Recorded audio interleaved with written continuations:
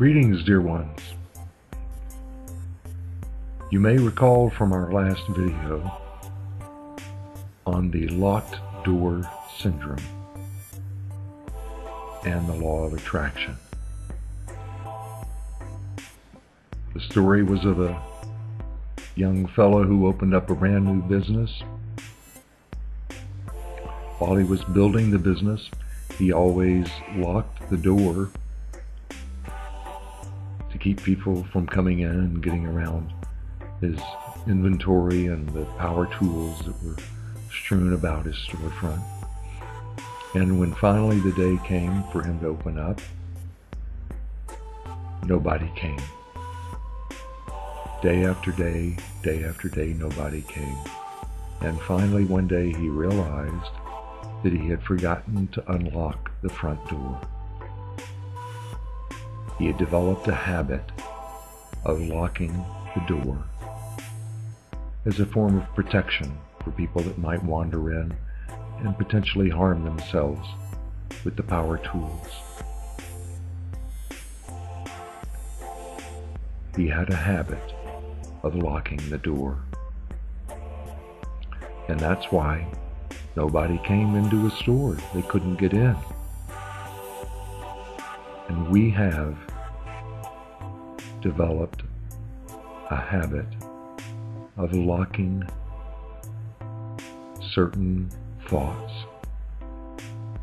to such a degree that they have become a belief system. We don't believe something can happen.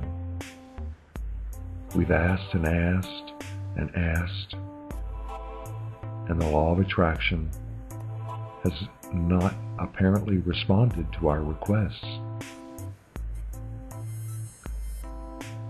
It's not because the law of attraction is broken, it's because we have locked the doors ourselves. These beliefs are mighty powers raging within us. Can't have this, don't deserve it, not worthy of it. I've asked and haven't gotten anything in return. And I'm just tired of all of this. I'm not going to play with it anymore. And this is so discouraging. And of course, the law of attraction is going to take that discouragement and bring to us more witnesses that confirm we have every right to be discouraged. That's how the law of attraction works. It takes our thoughts empowered by our feelings and brings us more of the same thing. When I was a young boy, living in a very small town, my dad was a hard worker, my mom was a hard worker, they both had jobs. My dad had an opportunity to go to work for one of the wealthiest men in the town. Unbelievably wealthy. He came home and told my mom about it. He was excited, and she said, "You can't do that. This wealthy man is not well liked in the community.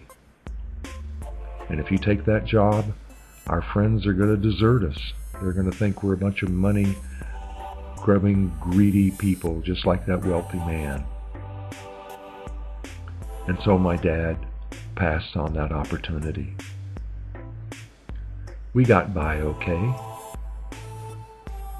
but we could have done so much more with more abundance flowing into our lives. But I never really thought about it until later when I was in high school. I had a weekend job at a fancy, very expensive French restaurant, and I was washing dishes.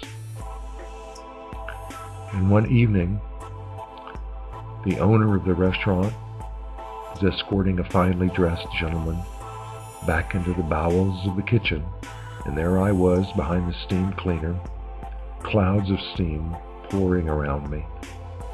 And the man reaches across and he shakes my hand and he says, "You probably don't remember me, but I grew up in your little town." And sure enough, it was this wealthy businessman shaking my hand. And he said, "You know, I started my working career as a dishwasher. And I'm proud of you, boy. Proud of you for doing what needs to be done." And he said, "I'd like to invite you and some of your friends out to my beach house. Come out and spend the weekend. Have a good time. Because for me, it's a great feeling to share all that I've been blessed with." So I shook his hand again and thanked him. And he left, and I looked down, and the palm of my hand was a brand new, crisp $100 bill. I could not believe that this man who, from my earliest childhood memories, I thought of as a greedy, money-hungry manipulator, turned out to be such a kind and compassionate person. And I realized that my belief was not accurate.